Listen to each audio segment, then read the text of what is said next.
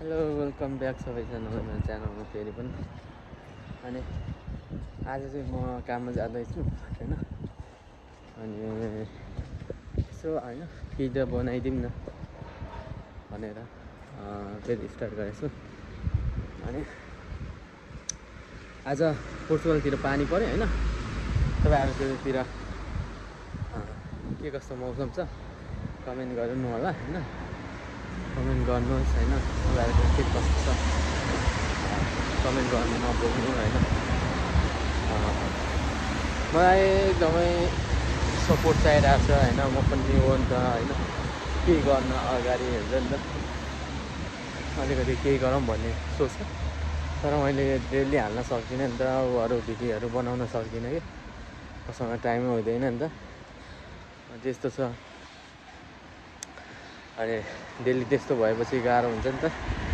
अनि आएको अघि सरासर आएको म बाटोमा रहेछ कि एकजना मान्छे।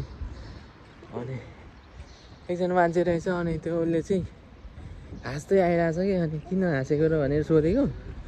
त्यसले भिडियो बनाइरहेछ युट्युबमा भनेर क्या, भ्लग बनाइरहेछ। अनि हात हल्लाउन खोजेको थिएँ कि, र मैले चाहिँ दिएन, किनभने म त्यस्तो ऊ होइन नि त अहिले होइन, वाउ छैन नि त मेरो, त्यही भएर मैले दिएन कि। किन उसको बिचरालाई हुन्छ बेइज्जत टाइपको। तर गर्दा त केही जाँदैन होइन, तर मलाई चाहिँ अप्ठ्यारो लाग्यो अनि मैले दिएन। सो नेक्स्ट टाइम त्यस्तै मान्छेहरू धेरै भेटियोस् होइन। अनि तर खुसी लाग्यो क्या, फर्स्ट टाइम यहाँ लाइफमा मैले त्यस्तो गरेँ होइन भन्ने टाइपको त्यस्तो पाएँ भन्ने लाग्यो। अनि अब त्यस्तो फेमस त होइन म होइन, भर्खर गर्दै हो। अनि भर्खर गर्दै हो, डेली वाइज हाल्न ट्राई गरिरहेको छु। अब यो चाहिँ च्यालेन्ज हो कि मेरो च्यालेन्ज टाइपको लिएँ क्या मैले।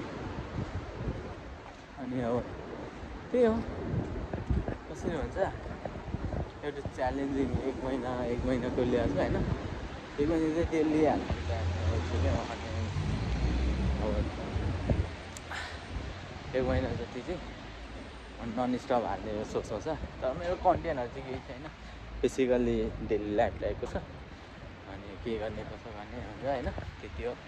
अब भोलि नेपालमा त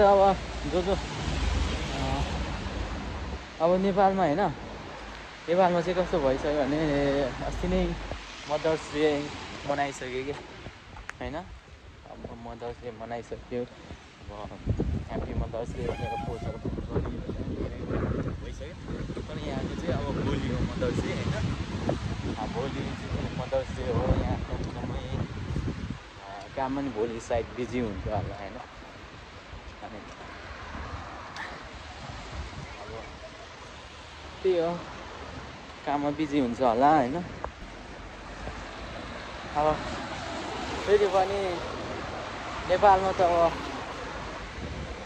मदर्स डे गइसक्यो होइन, अस्ति नै 3-4 दिन भइसक्यो।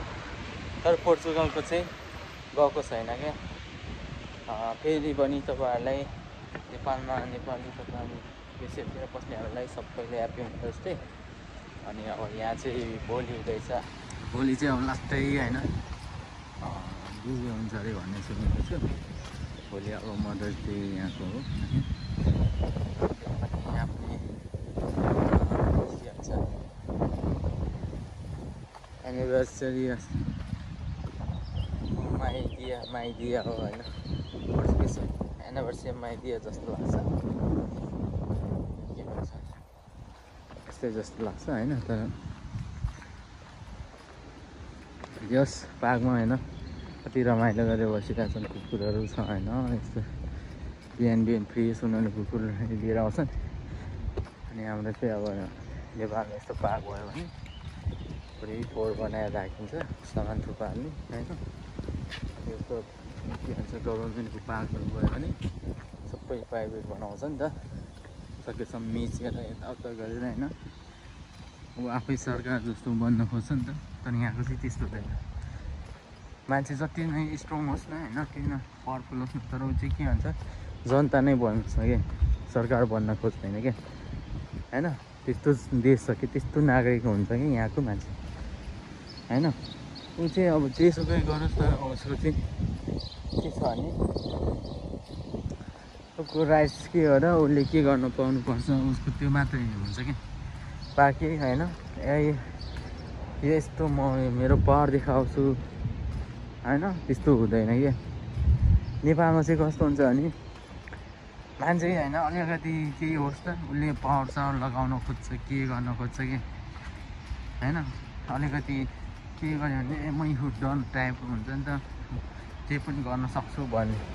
तर यहाँ चाहिँ त्यस्तो हुँदैन कि। नेपालीको तुलनामा हेर्ने हो भने विदेशीहरू ज्याङको दार्ने हुन्छ होइन ठुल्ठुलो हुन्छ होइन। त्यो हेर्ने हो भने उनीहरूले छ नि उनीहरूले रङलाई रङ भन्छ राइटलाई राइट भन्छ।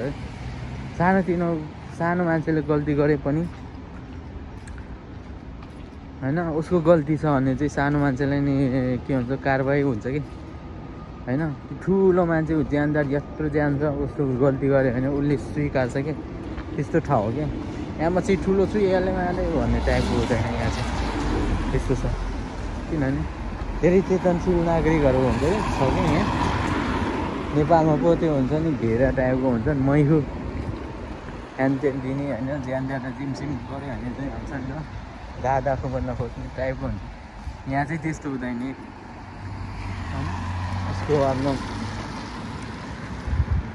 उसको आफ्नो के भन्छ इज्जत राख्छ कि ऊ आफ्नो छ नि मानवता देखाउँछ कि ऊ चाहिँ म जिम गरेको मात्र होइन म पनि अरू जस्तै सानै भन्ने सोच्छ कि। तर नेपालीहरूमा चाहिँ त्यस्तो हुँदैन।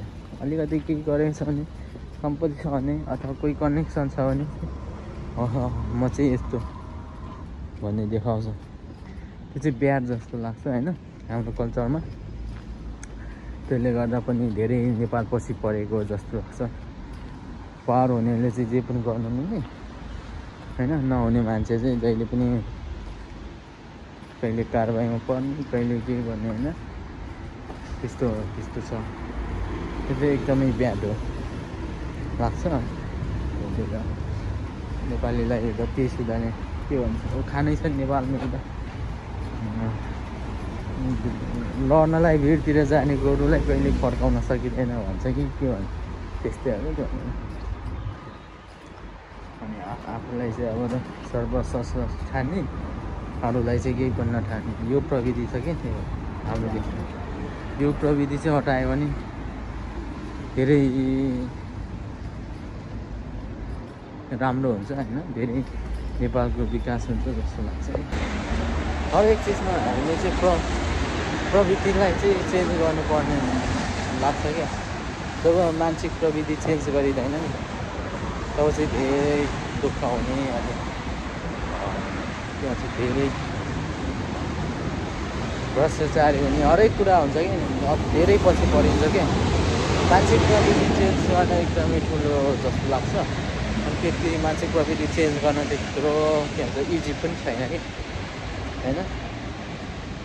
त्यो हुन्छ नि त हामी नेपालमा चाहिँ कस्तो हुन्छ एक अर्कालाई होइन त्यही हुन्छ नि लोभ लालच होइन अनि होच्याउने घोच्ने अनि हुन्छ नि त तल गिराउने त्यही प्रविधिबाट मान्छे हाम्रो मानसिक प्रविधि नै त्यही छ क्या। न त्योभन्दा माथि उठ्नै सकेको छैन कि। त्यस्तै मानसिक प्रविधिमा हुर्किएको भएर हामी चाहिँ कोही मान्छेलाई अगाडि बढेको देख्न सकिँदैन अनि कोही मान्छे नै राम्रो गरेको देख्न सकिँदैन त्यस्तो छ कि। यो प्रविधि चाहिँ हाम्रो एकदमै खतम प्रविधि हो। सबैलाई थाहा छ कि यस्तो गर्नु हुँदैन भनेर तर गरिरहेकै हुन्छ कि त्यही मान्छेले गरिरहेको हुन्छ कि। यो प्रविधि चाहिँ हटाउन सक्यो भने सबैलाई नेपाली सबैलाई राम्रो हुन्छ होइन। किनभने जो त्यस्तो हो कि आकाशमा उड्न खोज्ने मान्छेहरू होइन उड्ने खोज्ने पक्षीलाई छोडिदिन्थ्यो नि होइन। म चाहिँ त्यस्तो लाग्छ किन बाँधेर पिजारामा राख्ने होइन टाइपको आउँछ त्यही हो। अब उसले आकाश सुन्छ नि त एक दिन चाहिँ होइन।